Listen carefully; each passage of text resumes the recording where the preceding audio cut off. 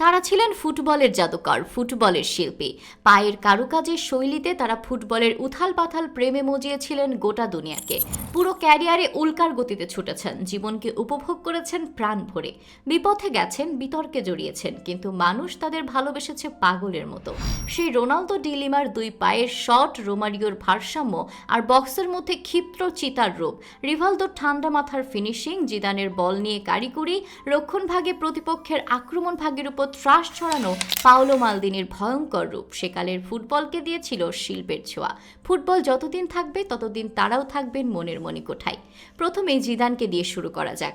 একজন ফুটবলার হিসেবে মাত্র 10 বছর বয়সেই স্বীকৃতি পান জিদান, যখন সে তার এলাকা ক্যাস্টেলানের স্থানীয় ক্লাব ইউএস সেন্ট হেনরিতে জুনিয়র টিমে যোগ দেন। সেখানে 1.5 বছর কাটানোর পর এক ক্লাবের ম্যানেজার রবার্ট সেন্টেনিরোর চোখে পড়েন জিদান। 1996 সালে জিদান 3.5 মিলিয়ন ইউরোর ট্রান্সফার ফির বিনিময়ে ইতালিয়ান জায়ান্ট জুভেন্টাসে যোগ দেন। এরপর রিয়াল মাতান। ফ্রান্সকে প্রথম বিশ্বকাপ জেতানোর নায়কও তিনি। 1998 বিশ্বকাপের ফাইনালে বলতে গেলে একাই ব্রাজিলকে হারিয়ে দিয়েছিলেন তিনি। সেই সুবাদে সে বছরের সেরা ফুটবলার নির্বাচিত হয়েছিলেন জিজু। একই সাথে জিতেছিলেন ব্যালন ডিওরও। এরপরই নিতে হয় রবার্তো কার্লোসের নামটা। সর্বকালের সেরা ডিফেন্ডারদের তালিকাতেও তিনি থাকবেন শুরুতে। অসাধারণ ফ্রি কিক দিয়ে সবার মন জয় করে নেন এই ব্রাজিলিয়ান। ফ্রি কিকে যার পায়ের ছোঁয়া লাগতেই বুলেটের গতিতে খুঁজে নিত গোলপোস্টের জাল।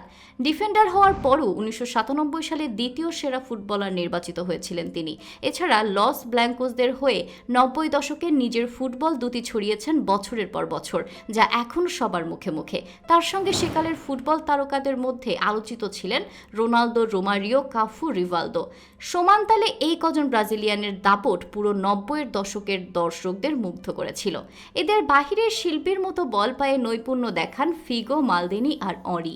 মালদিনি ডিফেন্ডার হয়েও প্রতিপক্ষের গোলপোস্টে ছিলেন ভয়ঙ্কর এক নাম। 1994 সালে world soccer player of the year নির্বাচিত হয়েছিলেন তিনি। এছাড়া এসি মিলানের জার্সিতে এক দশকে 1 ডজন শিরোপা জয়ের স্বাদ নিয়েছিলেন। আর অঁরির ক্যারিয়ারটা নানান স্বাদের ছিল। অঁরি যখন অবসরে যান তখন তার নামের পাশে জল করছিল আর্সেনাল ও ফ্রান্সের ইতিহাসের সর্বোচ্চ গোলদাতার খেতাব। দুটিময় এই ক্যারিয়ারে জিতেছিলেন 2টি প্রিমিয়ার লিগ, 1টি বিশ্বকাপ, উয়েফা চ্যাম্পিয়ন্স লিগ, 2টি লা লিগা ও ক্লাব বিশ্বকাপ।